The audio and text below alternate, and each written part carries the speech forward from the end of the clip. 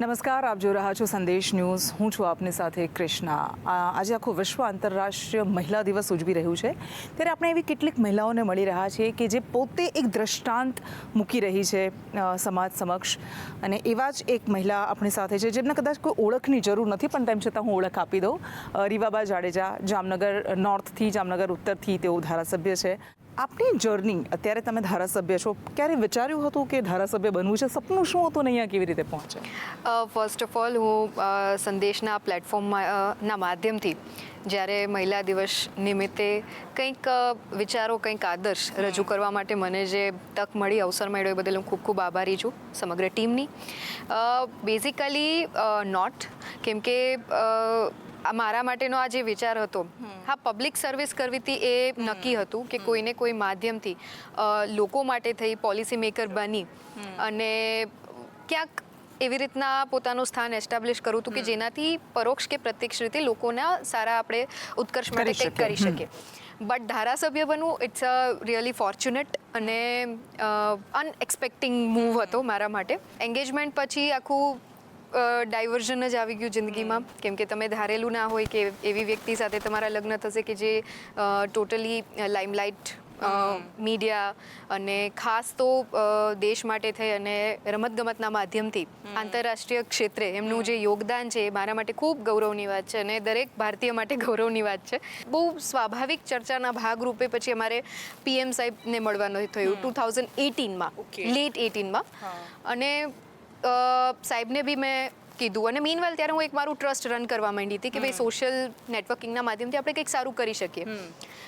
એટલે સાહેબને મેં બધી વાત કરી, PM સાહેબને, કે સાહેબ આવી રીતના છે. એમણે મને પૂછ્યું કે શું કરો છો આપ, આપનું એજ્યુકેશન બેકગ્રાઉન્ડ શું છે? યસ, એટલે આ હું આપને બ્રીફલી કહું છું. પછી વાતમાંથી વાત નીકળી તો મને કીધું, સાહેબ હું એક ટ્રસ્ટ રન કરું છું, માતૃશક્તિ ચેરિટેબલ ટ્રસ્ટ છે, એના માધ્યમથી જે પણ મહિલાઓ માટે જ કામ કરે છે. યસ, મહિલાઓ છે અને દરેક સમાજની મહિલાઓને અમે કેન્દ્રિત કરીએ છીએ. એમાં દીકરીઓ હોય, યંગ ગર્લ્સ છે. એટલે સાહેબને મેં બધું બ્રીફિંગ આપ્યું તો મને એમણે સ્ટ્રેટ ફોરવર્ડ એક ગૂગલી જ ફેંકી કે તો તમે આ ફિલ્ડનું કેમ નથી વિચારતા? કેમ કે સારા લોકોની તો દરેક ક્ષેત્રમાં એટલી જ જરૂર છે. સિસ્ટમમાં આવી અને સિસ્ટમને ઠીક કરવા માટેના પ્રયત્ન કરવા એ દરેક નાગરિકનો એક આપણે રિસ્પોન્સિબિલિટી હોઈ શકે. યસ, એટલે પછી ત્યારે એક માઇન્ડમાં એક સ્ટ્રાઇક થયું અને દેન માર્ચમાં 2019માં બિફોર લોકસભા ઇલેક્શન છે મેં પાર્ટી જોઈન કરી. અને આઈ એમ સો મચ ફોર્ચ્યુનેટ કે હું એવી પાર્ટી સાથે જોડાયેલી છું કે જેની વિચારધારા છે અંત્યોદય સુધી પહોંચવાની છે, છેવાડાના માનવી સુધી પહોંચવાની છે. ઓવરઓલ આપણે વાત કરીએ તો પણ એવું મનાય છે કે છોકરી સાસરે જાય પછી એ ભલે વર્કિંગ વુમેન છે તો પણ અમુક વસ્તુ તો એને છોડવાની નથી, આ તો એને કરવાનું જ છે, આમ તો એવું કરવાનું છે. એવા અનુભવ થાય છે ખરા તમને? અત્યારે હું બધા બહેનોને પણ કહેતી હોઉં છું અને આ માધ્યમથી, આ મંચથી બધા જેટલા પણ લિસનર્સ છે એમને કહેવા માંગુ છું કે ઈશ્વરની જ્યારે કૃપા હોય ને ત્યારે તમે સ્ત્રી તરીકે તમારો જન્મ થાય. બિકોઝ આપણે બહુ લેવું હોય તો બ્લેસિંગ્સના રૂપમાં લઈ શકાય, બરાબર, કે ઈશ્વરે નવા જીવનું સર્જન કરવાની શક્તિ છે એક સ્ત્રીમાં આપી છે. સંવેદનશીલતા આપણામાં વધારે છે. આપણે ઘર પરિવાર, આપણા સંતાનો એનું બખૂબી નિયમન કરીને આપણી જાત માટે પણ આપણે ગ્રોથ કરી શકીએ છીએ. મલ્ટીટાસ્કિંગ, વિચ મીન્સ આપણા બ્લડમાં, આપણા જીન્સમાં છે.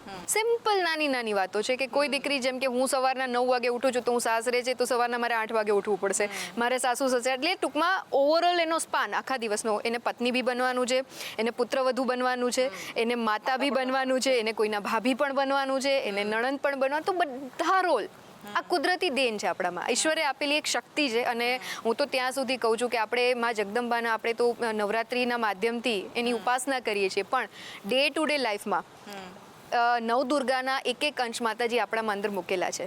ઓળખી શકીએ તો વધારે સારી રીતના ખીલી શકીશું. આવું મારું પર્સનલ માનવું છે. અચ્છા, તમારી ડોટર પણ છે નાની, ભણતી હશે. કઈ રીતે તમે કરો છો મેનેજ? કારણ કે ઘણી બધી વખત એવું થતું છે તમે બંને અલગ અલગ ફિલ્ડમાં છો, કમ્પ્લીટલી અલગ અલગ ફિલ્ડમાં. એ રવિન્દ્રસિંહ જાડેજા કે જેઓ ઘણા દિવસો સુધી, મહિનાઓ સુધી બહાર રહેતા હશે અથવા પોતાની લાઈફમાં વ્યસ્ત રહેતા હશે. તમે સમાજ સેવા સાથે, આ ક્ષેત્રમાં, જાહેર ક્ષેત્ર સાથે સંકળાયેલા છો, તો પરિવાર તરીકે તમે ત્રણેય ભેગા હો, ટાઈમ સ્પેન્ડ કરો, ક્વોલિટી ટાઈમ, એવું થાય છે કરવું? એ એન્વાયરમેન્ટ આપણે ક્રિએટ કરવું પડે. આપણે એવું કહીએ છીએ કે અમારી પાસે સમય નથી, બટ 24 કલાક ઈશ્વરે બધાને આપેલા છે, ઇક્વલ અમાઉન્ટમાં આપેલા છે. પ્રાયોરિટાઇઝ કરી અને કેવી રીતના તમે એને એનાલિસિસ કરી અને ડિવાઈડ કરો છો એ તમારા ઉપર છે. વર્ક લાઈફ બેલેન્સ છે આપણા બહેનો માટે ખૂબ જરૂરી છે એવું હું માનું છું. બીકોઝ તમે એવા ક્ષેત્ર સાથે સીધા જોડાયેલા છો કે જ્યાં 24/7 365 ડેઝ તમારે લોકો માટે અવેલેબલ રહેવાનું છે. રાતના 2 વાગે બી SOSમાં કોલ આવશે, અર્લી મોર્નિંગ બી કોલ આવશે, કોઈ ઇમરજન્સી છે ત્યારે બી તમને કહેવામાં આવશે. તો એ સિચ્યુએશનને બાદ કરતાં તમારું એક જે વર્ક રૂટીન લાઈફનું જે એક બેલેન્સ છે એને ક્યાંક આપણે વ્યવસ્થિત ચેનલાઇઝને ડિસિપ્લિનરી મેનરમાં ગોઠવીએ તો બિલકુલ સમય નીકળી શકે. અને એમાં હું કરવાનો પૂરો પ્રયત્ન કરું છું. ઘણી વખત જસ્ટિસ નથી પણ આપી શકતી ડ્યુ ટુ રિસ્પોન્સિબિલિટી, બટ ત્યારે એમ લાગે કે ભાઈ આવી હજારો દીકરીઓની રિસ્પોન્સિબિલિટી મારા શિરે છે તો મારી દીકરી ક્યાંક ઈ કોમ્પ્રોમાઇઝ કરી શકશે.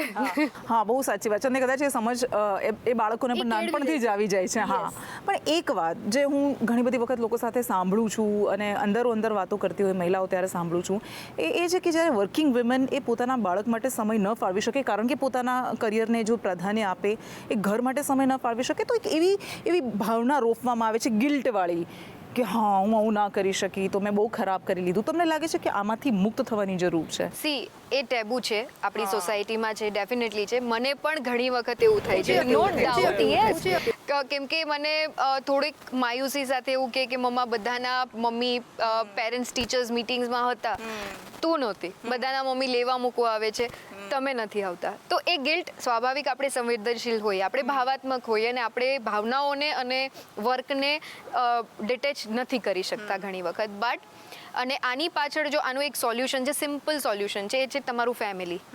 એટલે આવા સમયે જો ફેમિલીની અન્ડરસ્ટેન્ડિંગ હોય, એ તમને પ્રોત્સાહિત કરે, તમારા હસબન્ડ છે, તમારા પિતા, તમારા બ્રધર, જે મેલ કમ્યુનિટીની આપણે વાત કરીએ છીએ, તો એમને જોડવા પણ ખૂબ જરૂરી છે કે એ લોકો આપણી ભાવનાને સમજશે. મારા કિસ્સામાં જો અમને પ્રેક્ટિકલી વાત કરું તો હું ઘણી વખત મારા હસબન્ડ સાથે ડિસ્કસ કરતી હોઉં છું કે મને ગિલ્ટ લાગે છે કે હું મારી ડોટર માટે તેનું બધા માટે કરું છું, એના માટે જ નથી કરી શકતી. So why I am doing this. ત્યારે એમનું જે એક બહુ સરસ એ મને સમજાવે છે કે સી, એ ધીમે ધીમે સમય સાથે સમજી જશે. તારી પ્રાયોરિટી છે કે તું અત્યારે ત્યાં, હા, in terms of medical emergency I must be there, કે એને જ્યારે મારી સખત જરૂર છે ને આ કિસ્સામાં મારે એને જ ન્યાય આપવો પડે એમ છે, તો ડેફિનેટલી હું ત્યાં રહેવાની છું. બાકી જે રૂટીન લાઈફના જેટલા પણ જે વર્ક છે એ ક્યાંક બેલેન્સિંગથી થઈ શકે. તો મને એમના તરફથી ઘણું પ્રોત્સાહન, એક કહેવાય ને આપણે સધિયારો હા મળતો રહે છે એમ. અત્યારે તો એજ્યુકેશનનું મહત્વ લોકો સમજી રહ્યા છે, બાળકોને ભણાવે છે, પણ છોકરીની જ્યારે વાત આવે ત્યારે ઘણા બધા એવા લોકો છે કે જે બાળકોને ભણાવે છે, એન્જિનિયરિંગ કરાવશે, MBA કરાવશે, ઘણું બધું કરાવશે, પણ એટલા માટે એમના મનમાં એ હોય છે કે ભણે એટલા માટે કારણ કે સારો છોકરો મળે, એ બેક ઓફ ધ માઇન્ડ ક્યાંક હોય છે. તમે એવા પરિવારમાંથી આવો છો તો તમારું કેવી રીતે થયું, ઉછેર થયો, કઈ રીતે તમારી ફેમિલીની મેન્ટાલિટી અલગ પડતી હતી કે પછી આ જ પ્રવાહ? નહીં, મને નાનપણથી એવું સમજાવવામાં આવ્યું છે કે શિક્ષણ એ ફક્ત અક્ષર જ્ઞાન નથી. લખતા વાંચતા આવડી જાય અને તમે ફ્લુએન્સી તમારી સો એન્ડ સો લેંગ્વેજમાં આવી જાય, અથવા તો બાયોડેટામાં મેન્શન કરવા માટે તમારી પાસે ઘણી બધી ડિગ્રીઓ હોય, અને પછી ધ્યાન આપે કીધું એમ કે સારા દીકરા મળે ને સારું ફેમિલી મળે. But this is not the life. એ પાર્ટ છે લાઈફનો, એક તમારો હિસ્સો છે. શિક્ષણનો તમે મતલબ જો સમજી શકો ને તો બહુ બૃહદ છે. ખાસ તમે તમારા એજ્યુકેશનની સાથે તમારા સમાજની જેટલી પણ વારસાઈ છે, આ દેશનું જેટલું ગૌરવ છે, અને સાથે સંસ્કારો. અલ્ટિમેટલી આપણે ભણીએ છીએ કે ફ્યુચર જનરેશન અને અત્યારની પેઢી છે ને કંઈક આપી શકીએ, કે પાછળ વળીને જોઈએ તો આપણા ફૂટસ્ટેપ ઉપર ભાવિ પેઢી છે ચાલી અને કંઈક દેશના વિકાસમાં કોન્ટ્રીબ્યુટ કરી શકે. અને મને પૂછવામાં આવ્યું હતું કે સી, તમારે સિમ્પલ લાઈફ જોવી છે કે જે બધા જનરલી કિસ્સામાં થતું હોય છે, કંઈક અથવા તો કંઈક કરવું છે, ચોઇસ ઇઝ યોર્સ. મને એવો કોઈ ફોર્સ, અને હા, એન્જિનિયરિંગમાં મિકેનિકલ લેવડાવવાની જે એક વાત હતી એ મારા અંકલ અને ફાધર તરફથી મૂકવામાં આવી. બીકોઝ હું તો એક્સપેક્ટ કરતી હતી કે મારે કોમ્પ્યુટર અથવા તો કમ્યુનિકેશનમાં જવું હતું, બરાબર, કે જ્યાં ગર્લ્સ અને બોયઝનો ઇક્વલ રેશિયો હોય. ફર્સ્ટ યર હોય હતી મારા કોલેજના કે 75 બોયઝની વચ્ચે હું ગર્લ્સ સ્કૂલમાં ભણેલી છું. આજ સુધી હું કોઈ દી એવા કોએડ એન્વાયરમેન્ટમાં નથી ભણીને હું કેવી રીતના સેટલ થઈ શકીશ. બટ એમાં પણ હું બહુ ફોર્ચ્યુનેટ છું કે મને એવા ભાઈઓ સાથે કામ કરવા મળ્યું છે કે જેમણે મને જીવનના અમૂલ્ય લેસન શીખવા શીખવાડ્યા છે. કોઈ એક વ્યક્તિ કે જે ખાલી ગર્લ્સ સ્કૂલમાં ભણ્યા હોય કે એ જ ક્લાસમાં હોય અને પછી આખા આવી રીતે, તો એનાથી કેવો બદલાવ આવે છે બહુ તમારા સારો બદલાવ. development? હું મારા કેરેક્ટરમાં અને મારા ચારિત્ર ઘડતરથી લઈ અને મારું વ્યક્તિત્વ ઘડતરમાં આ બદલાવ માટે બહુ હું ફોર્ચ્યુનેટ છું કે 4 વર્ષનો સ્પેન અને એમાં તમે બોયઝ સાથે રહી અને તમે ઘણું બધું, એક તો તમારામાં ટફનેસ આવી જશે, નાની નાની બાબતમાં તમને રડવું નહીં આવે બીકોઝ તમે એન્વાયરમેન્ટ જ એવા કે ભાઈ એ જ તમને કહેશે કે ભાઈ એટલામાં શું રડે તું? હા, બીજું જે છે એક ઇક્વાલિટી ફીલ થશે કે lathe machine, milling machine, drilling machine, VMC, CMC ઉપર દીકરાઓ ઇક્વલી કામ કરે છે અને દીકરી પણ ઇક્વલી કામ કરે છે. તો આ જે એક મેં બદલાવ જે જોયો એ મારા કોલેજના આ યર્સમાં મેં જોયો અને મને ખૂબ એનાથી બહુ ફોર્ચ્યુનેટ અને મને એક કોન્ફિડન્સ જે હોય ને કે એક આપણે કરી શકીએ. કોઈ એવું ડિપાર્ટમેન્ટ નથી જેમાં દીકરીઓ છે ઇક્વલ કોન્ટ્રીબ્યુટ ના કરી શકે. તો એ ત્યારથી જનરેટ થયું. આ રીવાબાને ઘણી બધી વખત તમે જ્યારે સ્ક્રીન પર જોયા હશે સમાચારોમાં, તો તમારા તેવર એ હોય છે કે આખા બોલી દો છો જે પણ મનમાં છે, તો એ ક્યાંથી આવ્યું? એમાં હું થોડું કરેક્શન કરું કે હું સાચું બોલી દઉં છું. પણ એ થોડું કહી શકાય કે અત્યાર સુધી શિક્ષણ એ પ્રકારનું મળેલું છે કે અને પ્લસ જેટલા તમે પોલિટિકલ ફિગર્સને જુઓ અથવા તો તમે જેમને આદર્શ માનીને ચાલતા એમનું વ્યક્તિત્વ આખું તમે જો યસ, તો દે આર સ્ટ્રેટ ફોરવર્ડ. હા, પદ્ધતિ સુધારી શકાય, બરાબર કહેવાનો તરીકો સુધારી શકાય, બટ સાત્ય કહેવું એ કોઈ ગુનો નથી. સાચી વાત રાખવી એ તમારો હક છે, તમે રાખી શકો. તો હું એ રીતના ક્યાંક ધીમે ધીમે સુધારો કરી અને સત્યને કેવી રીતના પીરસવું એ શીખી રહી છું. હજુ પણ આપણે સ્વીકારવું પડશે કે પુરુષ પ્રધાન સમાજ છે અને 33% આરક્ષણની વાતો થઈ રહી છે અડધી આબાદી માટે, પણ હજુ ઘણી બધી વખત એવું જોવા મળે છે કે જે પેલું લેગ પુલિંગ થતું હોય, એકબીજાને પાડવાની કોશિશો થતી હોય, તો તમને લાગે છે કે રાજનીતિમાં પણ છે? તમને પોતાને એવો અનુભવ થયો છે? હું જનરલી આવા હર્ડલ્સને બહુ નજરઅંદાજ કરતી હોઉં છું બિકોઝ માત્ર સ્ત્રીઓ પુરુષો પણ ઇન જનરલ વાત કરીએ આપણે. મારું જે મેઇન કે બિકોઝ મને ઘણી વખત આ સવાલ પૂછવામાં આવ્યો છે અને ત્યારે મારે એક જ હું જવાબ આપું છું કે તમે ઘરે બેસશો ને તો સ્ટ્રગલ નથી. તમે બહારે નીકળ્યા, તમારે તમારું નામ કમાવવું છે, તમારે કોઈને કોઈ રીતે આ સોસાયટીમાં ફિટ બેસવું છે અને જે સેલ્ફ આઈડેન્ટિટી છે એને ક્રિએટ કરવી છે, તે ઓબ્સ્ટેકલ્સ આવવાના. શરત એટલી જ કે તમને તમારા જાત ઉપર કેટલો ભરોસો છે, તમને તમારા કેલિબર ઉપર કેટલો ભરોસો છે અને તમને ઇન ટર્મ્સ ઓફ પોલિટિક્સ વાત કરીએ તો મને મારી પાર્ટીની વિચારધારામાં કેટલો વિશ્વાસ છે અને એનાથી ઉપર શિષ્ટ નેતૃત્વમાં કેટલો વિશ્વાસ છે કે જે તમને જોઈ રહ્યા છે અને બધી ખબર હોય છે. લોકો અને પોલિટિકલ ફિલ્ડ એ લોકો નાઇવ નથી, એ લોકો બધી સમજણ રાખે છે. હા, કે ભાઈ બધું તમને ખબર જ હોય કે કોઈ કઈ વ્યક્તિ કેવી રીતના કયા એજન્ડા સાથે આમાં એન્ટર થયું છે.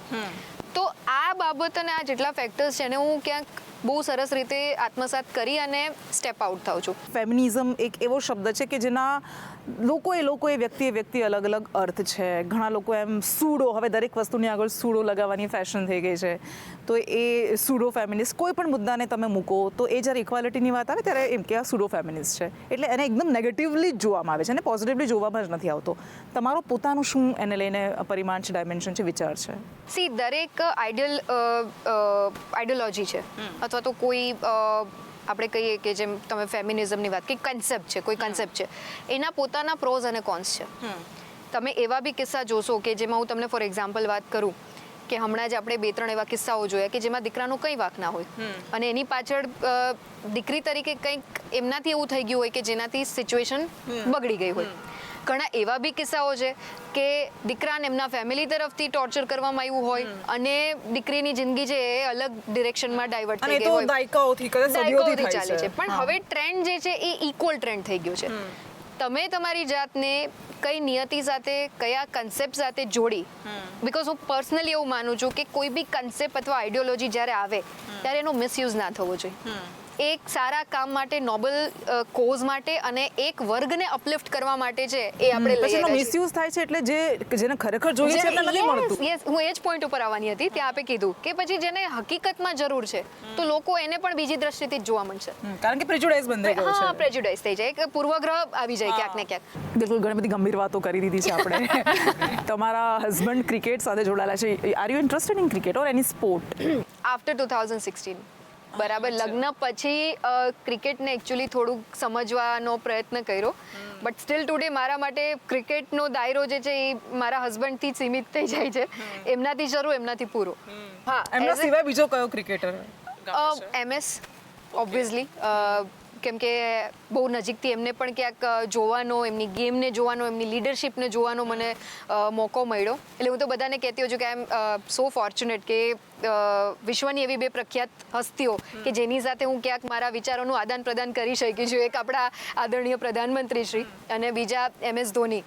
શું તમે જુઓ છો એક ધારાસભ્ય તરીકે? તમે છો, આ એવું ફિલ્ડ છે, અનિશ્ચિતતાથી ભરેલું ફિલ્ડ છે. Politics is also like cricket, uncertainty હોય છે. પણ જો આમાં ન હોવ અથવા તો આના કરતાં આગળ પણ જાઓ, કંઈ પણ થઈ શકે, પણ પબ્લિક સર્વિસ સાથે કેવી રીતે જોડાયેલા રહી શકો? હું તમને એનો બ્રીફલી આન્સર કરવા ઈચ્છીશ, બિકોઝ જ્યારે હું ધારાસભ્ય નહોતી ત્યારથી લઈ અને અત્યાર સુધી પરોક્ષ કે પ્રત્યક્ષ રીતે લોકો માટે કંઈક કરવાનું મેં નક્કી કરેલું. એનું એક્ઝામ્પલ કે મેં મારી આઈ જે એને ડોનેટ કરી લીધી છે. જ્યારે યસ, હું દરેક જન્મદિવસે કંઈક ને કંઈક સોશિયલ કોઝ માટે થઈ અને કરી શકાય, કન્ટ્રીબ્યુટ કરી શકાય, એના માટે હું સેલિબ્રેટ કરતી હોઉં છું. યસ. એ 2019માં જ ઓલરેડી મેં રજિસ્ટ્રેશન એનું કરી દીધું. પછી એના નેક્સ્ટ બર્થડે ઉપર અગ્નિવીર યોજના સાહેબે ત્યારે ઇન્ટ્રોડ્યુસ કરેલી. ત્યારે મેં એના 11 જેટલા ગ્રાઉન્ડ બનાવી અને એમાં બધા બાળકોને ટ્રેનિંગ, જે યુવાનો છે એને ટ્રેનિંગ આપવાનું કામ કરેલું પર્સનલ એક્સપેન્સથી. ત્યારે પોલિટિક્સ નહોતું. ત્યારે એમાં લગભગ 50+ કેન્ડિડેટ્સ છે એ સિલેક્ટ થઈ ગયા હતા અગ્નિવીરમાં. ધેન ઓનવર્ડ્સ પછી આવ્યું તો દીકરીઓને કરિયાવર માટે હોય, 200 જેટલી દીકરીઓને હું કરિયાવર કરી ચૂકી છું. બાળકીઓના ફીઝ ને બધું મલ્ટિપલ કર્યું છે. પછી પોલિટિક્સમાં આવ્યા પછી 1260 લાભાર્થી છે એને લાભ અપાયો છે સરકારશ્રીની યોજનાઓના માધ્યમથી. ગયા બર્થડે ઉપર અમે CSR ફંડ અને મારા ટ્રસ્ટના માધ્યમથી ICU ઓન વ્હીલ 75 lakhsનું કોસ્ટિંગ સાથે અમે અમારી હોસ્પિટલ છે GG હોસ્પિટલ એને ડોનેટ કર્યું. આ ઉપરાંત નાના મોટા ઘણા કેન્દ્ર સરકાર અને રાજ્ય સરકારની યોજના અને સ્કીમ્સ ને બધું છે એના લાભ મારા સિટીને મળે, મારા બહેનોને મળે, યુવાનોને મળે અને દીકરીઓને મળે. એ મેઇન મારો એજન્ડા છે. અને પ્લસ દરેક વોર્ડમાં લાઇબ્રેરી, ઉદ્યાન અને પાર્ક અને એક એવી ફેસિલિટી કે જે સ્માર્ટ સિટીના ટર્મ્સ ઉપર તમે એકચ્યુઅલી આપી શકો. તો આ એક મેં બૃહદ મારો એક પ્રોજેક્ટ આપને કીધો કે મારા સર્વિસીસના જેટલો પણ સ્પાન છે એમાં એક ડિરેક્શન અને લક્ષ્ય સાથે કે દર વર્ષે અમે કંઈ ને કઈ રીતે આ સિટીને બહેતર, એના નાગરિકોને માળખાકીય સુવિધાથી સુસજ્જ થઈ અને એનાથી ઉપર સિટી માટે શું સારું કરી શકીએ એનું પ્રોપર વિઝ્યુલાઇઝેશન છે. આપણે બધા પ્રિવિલેજ છીએ, આપણને ઘણું બધું મળ્યું છે જે એક મોટા તબક્કાને નથી મળતું, પણ જે અંડર પ્રિવિલેજ છે અથવા તો ખૂબ અંતરિયાળ વિસ્તારોમાંથી આવતી મહિલાઓ છે, તો એમના માટે તમે શું કહેશો? બહુ સરસ એનું આપને વાત કરું કે હમણાં જ અમે અહીંયા હું સત્રમાં આવીએ પહેલાં જ અમે સેવારથ કે મારું જે કાર્યાલય છે પણ એક કાર્યક્રમના પ્રસંગે હું મારા વિસ્તારમાં એનું ઇનોગ્રેશન કરવા ગઈ હતી.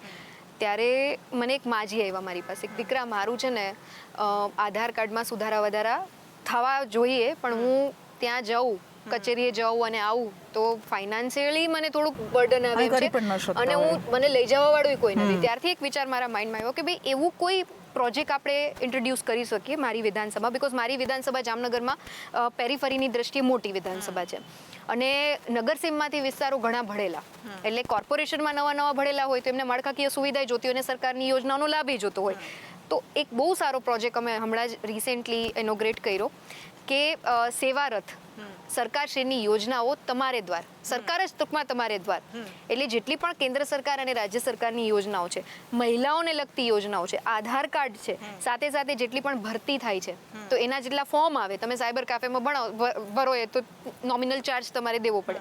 આ તમામ યોજનાઓ મારા એ ICU ઓન વ્હીલના માધ્યમથી અમે દર શનિ રવિ વિસ્તારમાં જઈ અને ત્યાંથી એક્ઝામ પાસ કરેલા મારો જે સ્ટાફ છે એને ત્યાં મોકલીએ અને આખું જે રથ છે એને ત્યાં મોકલીએ સંપૂર્ણપણે મુફ્તમાં. અને એ બધી યોજનાઓ અને એના લાભ તમને એના માધ્યમથી મળી જાય. બહુ સરસ. આઈ એમ સોરી ટુ ઇન્ટરપ્ટ, પણ મારો સવાલ એ હતો, તમે કહ્યું કે તમે આ કામ કરી રહ્યા છો, બહુ સારું કામ કરી રહ્યા છો. મારો સવાલ એ હતો કે જે છોકરીઓ હજુ ભણી રહી છે, આવી રહી છે, જેમને બહુ ખબર નથી, સ્ત્રી સશક્તિકરણ એવા ભારે શબ્દોમાં એમને કોઈ ખબર નથી પડતી, એનું અપલિફ્ટમેન્ટ થાય એના માટે તમને શું લાગે છે કે શું થવું જોઈએ?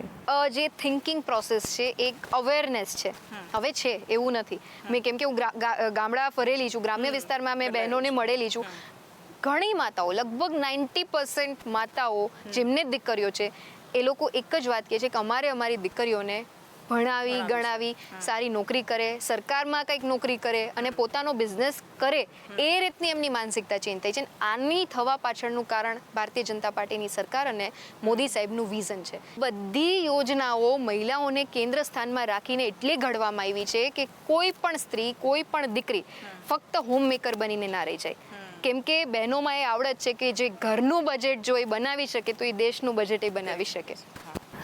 થેન્ક યુ સો મચ રેવા બા, ખૂબ ખૂબ આભાર આપનો સંદેશનો સાથે વાત કરવા માટે. Thank you.